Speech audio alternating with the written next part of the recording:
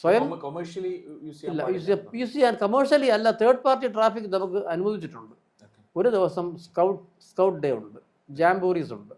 Jota എന്ന് പറയുന്ന സ്കൗട്ടാണ്, ജാംബോറിയാണ് amateur radio. അപ്പോൾ അന്ന് സ്കൗട്ടിലെ കുട്ടികൾക്ക് ഞങ്ങളുടെ സെറ്റ് വഴി സംസാരിക്കാം. ഇപ്പോഴത്തെ ജോട്ടിയും ട്രിവാൻഡ്രത്തെ ഒരു ടീമാണ് ചെയ്തത്. ജോട്ടി എന്ന് പറഞ്ഞാൽ ജാംബോറി എന്ന് പറഞ്ഞാൽ സ്കൗട്ട് ഡേ ആണ്. ജോട്ടി എന്ന് പറഞ്ഞാൽ ജാംബോറി ഓൺ ഇൻ്റർനെറ്റ്. ഓക്കെ, അപ്പോൾ ഈ ഒരു ഫെസിലിറ്റി ഗവൺമെൻറ്റിന് ആവശ്യം വരുമ്പോൾ നേരത്തെ അരുൺ ചോദിച്ചു പോലെ നാം ഇതിനെ ഉപയോഗിക്കും. ഞാനിപ്പോൾ ലാസ്റ്റ് ഇപ്പോൾ ശബരിമലയിൽ വളരെ ആക്റ്റീവായിട്ട് ഹാംസ് പോയി സർവീസ് ചെയ്യുന്നുണ്ട്. അവരുടെ ഉപകരണങ്ങൾ എല്ലാമായിട്ട് പോകുന്നുണ്ട്. അപ്പം ഞാൻ ലാസ്റ്റ് പാർട്ടിസിപ്പേറ്റ് ചെയ്ത ഒരു ഈവൻ്റ് ആറ്റുകാൽ പൊങ്കാലയാണ്. ഇനി ചോദിക്കാം, ഈ വർഷം ഈ കഴിഞ്ഞ ആറ്റുകാൽ പൊങ്കാല ഞങ്ങൾ 2024 ആറ്റുകാൽ പൊങ്കാല വളരെ വിജയകരമായിട്ട് ഞങ്ങൾക്ക് ചെയ്യാൻ പറ്റി. ഞങ്ങളുടെ വെരി വാല്യൂഡ് ക്വസ്റ്റ്യൻ. കാരണം പലരും പറയും ഇത്തരം ആധുനിക സംവിധാനങ്ങൾ, സാറ്റലൈറ്റ് ഫോൺ, അത് ഇത് ഒക്കെ വന്നിട്ട് എന്തിനാ ഹാം റേഡിയോ എന്നുള്ളത്. ഹാംസ് ഒരു കാര്യം ആദ്യം എല്ലാവരും മനസ്സിലാക്കേണ്ട ഒരു കാര്യം, ഹാം റേഡിയോ വളരെ അഡ്വാൻസ്ഡ് ആയിട്ടുള്ള എക്യുപ്മെൻ്റാണ് ഇപ്പോൾ ഉപയോഗിക്കുന്നത്. ഞാനിത് എൻ്റെ സൗകര്യം പ്രകാരം ഞാനിത് ടൈലർ മെയ്ഡായിട്ട് ചെയ്തതാണ്.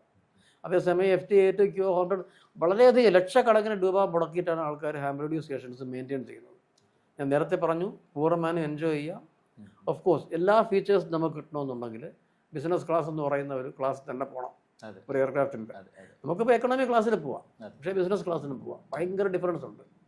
അപ്പോൾ ആ എക്യുപ്മെൻറ്റ് വാങ്ങിക്കാൻ ഞങ്ങൾ ആദ്യമേ ഒരു വയർലെസ് സെറ്റും വില കൊടുത്ത് വലിയ സെറ്റ് വാങ്ങിക്കാറില്ല. സ്വന്തമായിട്ട് ഉണ്ടാക്കിയെടുത്തും മറ്റുള്ളവർ തരുന്ന എക്യുപ്മെൻറ്റിൽ എല്ലാം ജസ്റ്റ് വണ്ടി പഠിക്കുന്നവർ തന്നെയാണ്. ഓക്കെ, അപ്പോൾ ഇനി ഒരു നേരത്തെ ചോദ്യത്തിലേക്ക് വരാം, എന്തിന് ഹാം റേഡിയോ? അപ്പോൾ ഞാൻ പങ്കെടുത്ത ഞാൻ ആദ്യം എൻ്റെ അമേച്ചർ റേഡിയോ ജീവിതം തുടങ്ങുന്ന ഡിസാസ്റ്റർ മാനേജ്മെൻറ്റ് ഞാൻ ആദ്യം തുടങ്ങുന്നത് അമേച്ചർ റേഡിയോ ലൈഫ് തുടങ്ങിയ ടൈമിലാണ്. പെരുമൺ ട്രാജഡിയിൽ ഞങ്ങൾ ഹാംസ് ആണ് കംപ്ലീറ്റ്. എമർജൻസി കമ്മ്യൂണിക്കേഷൻ മൊത്തവും എല്ലാം VHF സെറ്റ് വഴിയും, ഈ പല HF വഴി കുറവായിരുന്നെങ്കിലും VHF സെറ്റ് വഴി അവിടുന്ന് ലൈവ് കമ്മ്യൂണിക്കേഷൻ കിട്ടി. ട്രിവാൻഡ്രത്തായിരുന്നു HF കൺട്രോൾ. ഏതൊക്കെ സ്റ്റേറ്റിലും ആൾക്കാരുണ്ടോ അവിടെയെല്ലാം ഞങ്ങൾ വളരെ എഫിഷ്യൻ്റായിട്ട് ഡേറ്റ കൊടുത്തുകൊണ്ടിരുന്നു. ഇപ്പോൾ ആറ്റുകാൽ പൊങ്കാലയുടെ കാര്യം പറയാം. ആറ്റുകാൽ പൊങ്കാല ശ്രദ്ധിച്ചിട്ടുണ്ടാവണം, പൊങ്കാല നടക്കുന്ന ദിവസവും അതിൻ്റെ മുൻപത്തെ ദിവസവും അവിടുത്തെ ഒറ്റ മൊബൈൽ ഫോണും വർക്ക് ചെയ്യില്ല. ഞാനൊരു എക്സാമ്പിൾ പറയാം. ഇപ്പോൾ താങ്കളെ ഒരാൾ ഒരു ഫോൺ 20 ഫോൺ ഇരിപ്പുണ്ട്, ഒരാൾ വിളിക്കുന്നു, അപ്പം തന്നെ അടുത്ത കോൾ വരുന്നു. ഇത് തുടർന്ന് ഒരു 2 മിനിറ്റ് കഴിയുമ്പോഴത്തേക്ക് 20 ഫോൺ ഒന്നിച്ച് വിളിക്കുന്നു. ഏതെടുക്കും? നിങ്ങളും ഉണ്ടായിരിക്കും. അത് ജാം ആവും. സോ ടവർ ട്രിപ്പാവും. താങ്കളുടെ ബോധം പോവും. ഇതുപോലെയാണ് ഒരു പർട്ടിക്കുലർ ആറ്റുകാൽ പൊങ്കാല ലക്ഷക്കണക്കിന് ആൾക്കാർ പങ്കെടുക്കുന്ന ഒരു ഈവൻ്റ്. അപ്പോൾ അവിടെ ആ ഓരോ ടവറും എടുക്കുന്ന കോളുകൾ നമുക്ക് കൗണ്ട്ലെസ് ആണ്. അപ്പോൾ ഈ കൗണ്ട്ലെസ് കോൾസ് വരുമ്പോഴത്തേക്ക് ടവർ ട്രിപ്പാവും. അപ്പോൾ അവിടെ വൈഫൈ ഇല്ല, കോളില്ല. അവിടെ നോർമൽ സാധാരണഗതിയിലുള്ള പോസിബിലിറ്റി എന്ന് പറഞ്ഞാൽ വയർലെസ് കമ്മ്യൂണിക്കേഷൻ മാത്രമേ പറ്റുള്ളൂ. അപ്പോൾ നോർമൽ സിംപ്ലക്സോ അല്ലെങ്കിൽ റിപ്പീറ്ററോ വെച്ചിട്ടുള്ള വയർലെസ് കമ്മ്യൂണിക്കേഷൻ മാത്രമേ പറ്റൂ. ഇതൊന്നും അതിനെ ബാധിക്കില്ല. പിന്നീട് അവിടെ മറ്റ് നമ്മുടെ പോലീസിൻ്റെ എല്ലാ സംവിധാനങ്ങളും അവിടെ ഉണ്ടായിരുന്നു. ഇല്ലയെന്നൊന്നും പറയുന്നില്ല, എല്ലാം ഉണ്ടായിരുന്നു. അത് അവരുടേതായ രീതിയിൽ അവർ പോണു, ഞങ്ങളുടേതായ രീതിയിൽ ഞങ്ങൾ പോണു. നമ്മൾക്ക് കിട്ടുന്ന ഡേറ്റ അവർക്ക് സപ്പോർട്ടിങ് ആയിട്ടാണ് ഞങ്ങൾ ഡേറ്റ കൊടുക്കുന്നത്. ഇപ്പോൾ ഫോർ എക്സാമ്പിൾ ഇപ്പോഴത്തെ ആറ്റുകാൽ പൊങ്കാല ഏകദേശം 15ഓളം ഉപ സ്റ്റേഷനുകളുണ്ടായിരുന്നു, മൊബൈൽ ആൻഡ് പോർട്ടബിൾ ആയിട്ട്.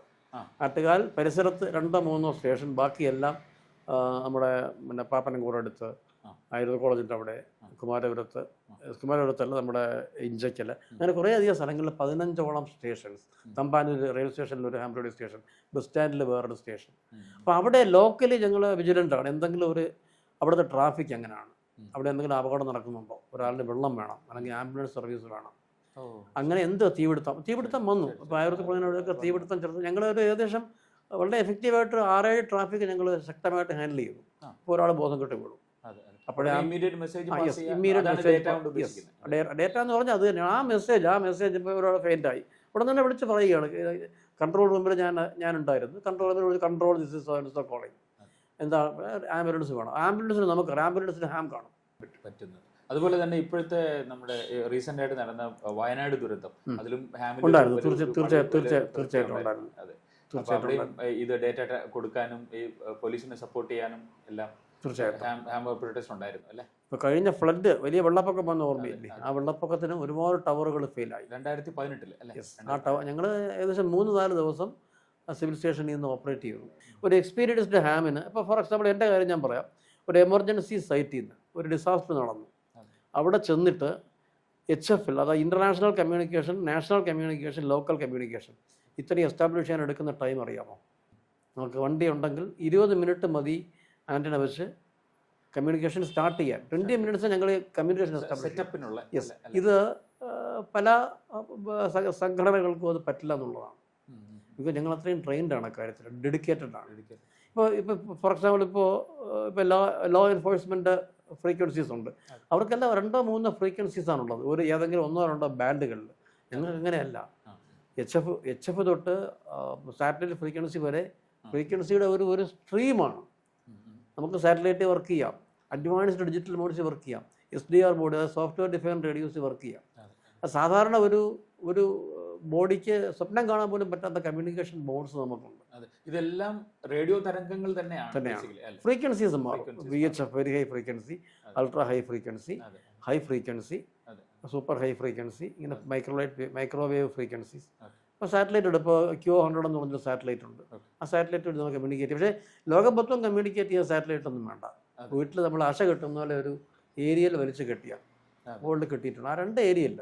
അപ്പോൾ എനിക്കിപ്പോൾ ഒരു യൂറോപ്പിൽ വിളിക്കാനായിട്ട് ശരിക്കും പറഞ്ഞാൽ ആൻറ്റിന ഉണ്ടാക്കാനായിട്ട് 500 രൂപ മതി. പക്ഷേ അതേ ആൻറ്റിന ഒരു വലിയ ടൈറ്റനക്സ് ബീമോ അങ്ങനെയുള്ള സാധനങ്ങൾ, ഹൈഗെയിൻ ബീമൊക്കെ വയ്ക്കണമെങ്കിൽ, ഹൈഗെയിനോട് ബ്രാൻഡ് നെയിമാണ്, അതിന് ലക്ഷക്കണക്കിന് രൂപയാവും. സാർ ഇപ്പോൾ പറഞ്ഞായിരുന്നു ഒരു സെൽഫ് ഡിസിപ്ലിൻ ആണ് ഇത് വേണ്ടത് ഇതിനകത്ത്, ഇത് ഒരു ഹാം ഓപ്പറേറ്റർ. ഇത് പക്ഷെ മിസ്യൂസ് ചെയ്യാൻ സാധ്യതയില്ല. ഇന്നത്തെ കാലത്ത് വളരെ ഈ പറയുന്ന പോലെ വളരെ ടെററിസവും അങ്ങനെയൊക്കെ പല കാര്യങ്ങളും ഉള്ള ഒരു സാഹചര്യത്തിൽ ഇത് ഒരു മിസ്യൂസ് ചെയ്യപ്പെടാൻ സാധ്യതയില്ലേ? നമ്മുടെ ഇടയ്ക്ക് ഇത്തരം ഈ ആട്ടിൻ തോലിട്ട ചെന്നായ്ക്കളുണ്ടെങ്കിൽ അതില്ലാന്ന് ഞാൻ പറയുന്നില്ല. കാരണം അത് പക്ഷേ കമ്മ്യൂണിക്കേഷൻ വഴിയാവണമെന്നില്ല. ഹാംസ് പല നമ്മുടെ ഒരു സൊസൈറ്റിയിൽ എല്ലാ വിധപ്പെട്ട ആൾക്കാരും ഉണ്ട്. അപ്പോൾ ഏത് ജോലി ആയിരുന്നാലും, പോലീസ് ആയിരുന്നാലും, ഡോക്ടർ ആയിരുന്നാലും, സിവിൽ സർവീസ് ഏതായിരുന്നാലും അതിനെല്ലാം കറുത്ത കുത്തുകൾ കാണും. ഹാംസിൽ ഇപ്പോൾ എൻ്റെ ഒരു വിശ്വാസപ്രകാരം ഏകദേശം വാസ്റ്റ് മെജോറിറ്റി അങ്ങനെയുള്ള ആൾക്കാരല്ല. ബിക്കോസ് നമുക്ക് ലൈക്ക് മൈൻഡഡ് ആണ്.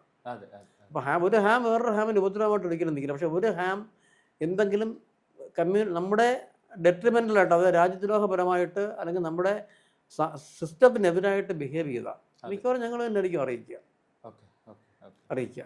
പിന്നെ മൊബൈൽ ഫോണും മറ്റ് സംഗതികളും ഉണ്ടപ്പോഴേ ഭീകരന്മാർക്ക് കഷ്ടപ്പെട്ട് ഹാമറുടെ ലൈസൻസ് എടുത്തിട്ട് ചെയ്യേണ്ട കാര്യമില്ല. പിന്നെ വേറൊന്നുണ്ട്, വയർലെസ് സെറ്റ് ഇപ്പോൾ കിട്ടുന്ന കാര്യം ഇപ്പോഴത്തെ സാഹചര്യത്തിൽ വലിയ എഫർട്ടൊന്നും എടുക്കണ്ട. ഏത് വയർലെസ് സെറ്റ് ഏത് ഫ്രീക്വൻസീസിലും ചൈനീസ് സാധനങ്ങൾ കിട്ടും. ഇത്തരം ഉപകരണങ്ങൾ ഇപ്പോൾ ഇന്ത്യയിൽ എവിടെയും യൂണിയൻ ടെറിട്ടറിയിൽ ഇന്ത്യയിൽ ഇത് കൊണ്ടു നടക്കാനായിട്ട് ഇപ്പോൾ ഓപ്പണായിട്ട് പെർമിറ്റ് ചെയ്തിട്ടുണ്ട്. ഇപ്പോൾ വേണ്ട, ഇപ്പോൾ എവിടെ വേണോ ഇത് നമ്മുടെ ഏത് സ്റ്റേഷൻ എങ്ങോട്ട് വേണോ നമുക്ക് കൊണ്ടുപോകാം. അത് ഹാം ലൈസൻസ് ഉള്ളവർക്ക്. അതേപോലെ വേറൊന്ന്, ഇതിന് നേരത്തെ പറഞ്ഞ ക്വാളിഫിക്കേഷൻ വേണ്ട. ബേസിക് ക്വാളിഫിക്കേഷൻ വേണ്ട. നമുക്ക് പരീക്ഷ എഴുതാനുള്ള അറിവ് വേണം, അത്രേ ഉള്ളൂ. രാജീവ് ഗാന്ധി ഹാമായിരുന്നു, ആക്റ്റീവ് ഹാമായിരുന്നു പുള്ളി. പിന്നെ ഹാംസ് ഏറ്റവും കൂടുതൽ ഇൻവോൾവ് ചെയ്യുന്ന മെഡിക്കൽ എമർജൻസീസിലാണ്. ഒരു മെഡിസിൻസ് കിട്ടാതെ വരുന്ന സാഹചര്യങ്ങളിൽ വളരെയധികം വൈറ്റൽ, നമുക്ക് അതിൻ്റെ പ്രത്യേക നെറ്റുകളും കാര്യങ്ങളും ഒക്കെ ഉണ്ട്. വളരെയധികം വൈറ്റൽ സർവീസസ് ഹാംസ് പ്രൊവൈഡ് ചെയ്യുന്നുണ്ട്. സാർ, ഇനി നമ്മുടെ ഹാം റേഡിയോ ഒരുപാട് കാലമായിട്ട് ആൾക്കാർ യൂസ് ചെയ്യുന്നുണ്ട്. അപ്പോൾ ഇനി ഹാം റേഡിയോയുടെ ഒരു ഭാവി എന്തായിരിക്കും? അതിനകത്ത് ഇനി വരുന്ന ഓപ്പറേറ്റേഴ്സ് ഇതിൻ്റെ ടെക്നോളജി ഡെവലപ്മെൻ്റ് ആണോ, അത് ഇനി വേറെ എന്തെങ്കിലും രീതിയിലുള്ള ഡെവലപ്മെൻറ്റ് ഇനി ഹാം റേഡിയോയിൽ വരാൻ സാധ്യത ഉണ്ടോ? സാറിൻ്റെ ഒരു അഭിപ്രായം എങ്ങനെയാണ്?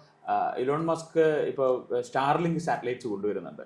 അപ്പോൾ അവരും ഈ പറയുന്ന പോലെ ഒരു ഭൂമിയെ ഒരു വണ്ണസിലേക്ക് കൊണ്ടുവരാനാണ് അവർ ഉദ്ദേശിക്കുന്നത്. മീൻസ് എവിടെ നിന്നാലും ഇന്റർനെറ്റ് കിട്ടണം എന്നുള്ളൊരു സാഹചര്യത്തിലേക്കാണ് കാര്യങ്ങൾ പോകുന്നത്. അപ്പോൾ ഹാം റേഡിയോ കൊണ്ടുള്ള ഒരു കമ്മ്യൂണിക്കേഷനും ഇതും തമ്മിലുള്ള എന്തെങ്കിലും ചലഞ്ചസ് ഉണ്ടോ? ഹാം റേഡിയോ അത് കണ്ടിന്യൂ ചെയ്ത് പോവോ? ഇൻഫാക്ട് നമ്മുടെ ഈ സ്റ്റാർലിങ്ക് വന്നു കഴിഞ്ഞാലും ഹാം റേഡിയോയുടെ സാധ്യത എന്തൊക്കെയായിരിക്കും? ആ ചോദ്യത്തിന് ഹാംസിൻ്റെ ഇടയ്ക്ക് അതിനകത്ത് വലിയ പ്രസക്തി ഇല്ല. തിരുവനന്തപുരത്തെ ജനസംഖ്യ 10 ലക്ഷമാണ്. അത് കോടിക്കണക്കിന് ആൾക്കാർ ലോകത്തുണ്ട്. അതിൽ ഫ്യൂ തൗസൻഡ്സ് അല്ലെങ്കിൽ ഫ്യൂ ലാക്സ് മാത്രമേ ഹാംസ് ആയിട്ട് വരുന്നുള്ളൂ. അപ്പോൾ ഞാനൊരു തിരിച്ചൊരു ചോദ്യം ചോദിക്കാം. അരുണിൻ്റെ ഹോബി എന്താണ്? എന്തെങ്കിലും ഹോബി ഉണ്ടോ? റീഡിംഗ് ആണ്. ഇപ്പോൾ റീഡിങ്ങിൻ്റെ ഒരു ഒരു ഒരു വെർച്വൽ ഫോമോ അല്ലെങ്കിൽ വേറെ എന്തെങ്കിലും ഒരു ഫോം വന്നു. ഇപ്പോൾ റീഡ് ചെയ്യേണ്ട കാര്യമില്ല, നമുക്കത് കണ്ണടച്ച് കിടന്നു കഴിഞ്ഞാൽ സംഗതി എല്ലാം തലയിൽ കിട്ടും. ടെക്നോളജി പോലെ റീഡിങ്ങിൻ്റെ ത്രില്ല് നമുക്ക് കിട്ടും, നമുക്ക് റീഡ് ചെയ്യാനാണ്. ഞാൻ എക്സാമ്പിൾ പറയാം. ഇപ്പോൾ ഫിഷ് കഴിക്കുന്ന ഒരാളിനോട് ഓഫ് കോഴ്സ് ഫിഷ് കഴിക്കാം, പക്ഷേ he likes more in fishing. മീൻ പിടിച്ച് കഴിക്കുന്നതാണ് പലർക്കും താല്പര്യം. അപ്പം ഞങ്ങൾ ഈ പറഞ്ഞതുപോലെ ഒരു 2000-3000 രൂപ അല്ലെങ്കിൽ 1,00,000 രൂപ മുടക്കി ഉണ്ടാക്കുന്ന ഒരു സംവിധാനം ഇവിടുന്ന് വിളിക്കുമ്പോൾ അമേരിക്കയിലും ജപ്പാനിലും ബ്രിട്ടനിലും യൂറോപ്പിലും ഉക്രൈനിലും സൗത്ത് പോളിലും കടലിൻ്റെ ഷിപ്പുകളിലും സാറ്റലൈറ്റിലും ISSലും നിന്ന് ആൾക്കാർ തിരിച്ച് ആൻസർ ചെയ്യുമ്പോൾ കിട്ടുന്ന സംതൃപ്തി. എലോൺ മസ്ക് കമേഴ്ഷ്യലായിട്ട് ചെയ്യുന്നു, നല്ല പരിപാടി തന്നെയാണ്. ബിക്കോസ് ലോകം വളരുന്നുണ്ട്, കമ്മ്യൂണിക്കേഷനും വളരുന്നുണ്ട്, ഈ നേരത്തെ പറഞ്ഞ വൺനെസ്സും വളരുന്നുണ്ട്. പക്ഷെ അത് ഒരു ഹോബി ലെവലിലല്ല. ഞാൻ സർവീസ് എന്ന് പറഞ്ഞെങ്കിലും നമ്മുടെ മാനസിക സംതൃപ്തി, ശരിക്കും പറഞ്ഞാൽ ഇത് മയക്കുമരുന്നിനേക്കാളും വലിയ ആസക്തി ഉണ്ടാക്കുന്ന ഒരു ഒരു ഒരു എക്സ്പീരിയൻസ് ആണ് ഹാം ആകുക എന്നുള്ളത്. പക്ഷേ നേരത്തെ പറഞ്ഞ പോലെ ഞങ്ങളെല്ലാവരെയും അങ്ങോട്ട് എൻ്റർടൈൻ ചെയ്യുന്നില്ല. ഈ പാത്രം അറിഞ്ഞ് വിളമ്പുക എന്നുള്ളൊരു ചൊല്ല മലയാളത്തിലുണ്ട്. ശരിയായ രീതിയിൽ താല്പര്യമുള്ളവർക്ക് ഡെഫിനറ്റായിട്ടും ഇപ്പോൾ ഞങ്ങളുടെ സൊസൈറ്റി വഴിയായിട്ടായിരുന്നാലും പേഴ്സണലായിട്ടായിരുന്നാലും തീർച്ചയായിട്ടും ഇതിനോടൊരു ഫ്ലെയർ ഉള്ള തീർച്ചയായിട്ടും. ഇതിന്റെ ഒരു ടെക്നോളജിക്കൽ അഡ്വാൻസ്മെന്റ്സ് എങ്ങനെയായിരിക്കും? ടെക്നോളജിക്കൽ അഡ്വാൻസ്മെന്റ്സ് ഇന്ന് ഇപ്പോൾ ലോകത്ത് ഉപയോഗിക്കുന്ന പല കണ്ടുപിടുത്തങ്ങളും, ഉദാഹരണം സിംഗിൾ സൈഡ് ബാൻഡ് എന്ന് പറയുന്ന ഒരു കമ്മ്യൂണിക്കേഷൻ ടെക്നോളജി ഉണ്ട്. ഞങ്ങളിപ്പോൾ എല്ലാ ഡിജിറ്റൽ കമ്മ്യൂണിക്കേഷൻ അതിലൊക്കെ ഹാംസിന് വലിയ ഇൻവെൻഷന് വലിയ കോൺട്രിബ്യൂഷൻ ഉണ്ട്. പിന്നെ മൂണിൽ റിഫ്ലക്റ്റ് ചെയ്തിട്ട് താഴേക്ക്, ഇപ്പോൾ ഇവിടുന്ന് ഇങ്ങോട്ട് ഒരു മൂണിനെ ഒരു കണ്ണാടിയാക്കി വെച്ച് ലൈറ്റ് അടിച്ചാൽ വേറൊരു ഡയറക്ഷനിലേക്ക് പോകില്ലേ, അതുപോലെ കുറഞ്ഞ ആ ശക്തിയിലുള്ള സിഗ്നൽ മൂണിൽ അടിച്ചിട്ട് റിഫ്ലക്റ്റ് ചെയ്ത് വേറെ രാജ്യത്തേക്ക് വിടാൻ പറ്റും. It is called earth moon, EME. അത് കണ്ടുപിടിച്ച ഹാംസാണ്. ഇപ്പോൾ ചെർണോബില് ഒരു വലിയ ഒരു ആൻറ്റിനയുടെ ഒരു യാർഡ് ഉണ്ടാക്കിയിട്ടുണ്ട്. മറ്റേ ചെർണോബിൽ അറിയാമല്ലോ, അത് ഇപ്പോഴത്തെ വേൾഡ് വാർ ടൈമിലുള്ളത് ചെയ്തത്. അതിപ്പോൾ അതൊന്നുമില്ല, ദുരന്തത്തിൽ അതൊക്കെ പോയി. ആ ആൻറ്റിന അറേ മൊത്തം ഉണ്ടാക്കിയത് ഹാംസാണ്. അപ്പോൾ കമ്മ്യൂണിക്കേഷനിൽ നമ്മുടെ ഒരു കമ്പീറ്റൻസി എന്ന് പറഞ്ഞാൽ വേൾഡ് വൈഡ് ചലഞ്ച് ചെയ്യാൻ പറ്റില്ല ആർക്കും. അത്രമാത്രം കമ്പീറ്റൻ്റ് ആയിട്ടുള്ള ആൾക്കാരാണ്. അതായത് അമച്വർ. ഇപ്പോൾ നേരത്തെ ഒരു ഡോക്ടർ, ഇപ്പോൾ നമുക്ക് ഡോക്ടേഴ്സ് ഉണ്ട്, നമുക്ക് ഒരുപാട് ഡോക്ടേഴ്സ് ഉണ്ട്, നമുക്ക് സ്റ്റുഡൻസും കുട്ടികളുണ്ട്, നേരത്തെ പറഞ്ഞ പോലെ ടാക്സി ഡ്രൈവേഴ്സ് ഉണ്ട്, എൻജിനീയേഴ്സ് ഉണ്ട്, ഇതുമായിട്ട് യാതൊരു ബന്ധമില്ലാത്ത കോമേഴ്സുകാരുണ്ട്. ഇവരെല്ലാം സംസാരിക്കുന്ന ഒരു ഭാഷയാണ്. മനസ്സിലായില്ലേ? അതാണ്. അപ്പോൾ എന്ത് വന്നിരുന്നാലും ഹാം തന്നെ ആയിരിക്കും.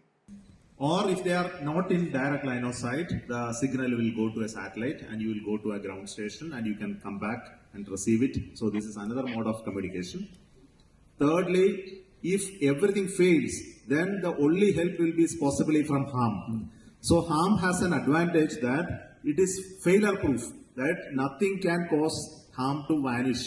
So that's why HAM is very important for natural disaster locations where communication networks fail. When the terrestrial optical networks fail, even satellite networks fail, HAM can still provide communication through various other channels.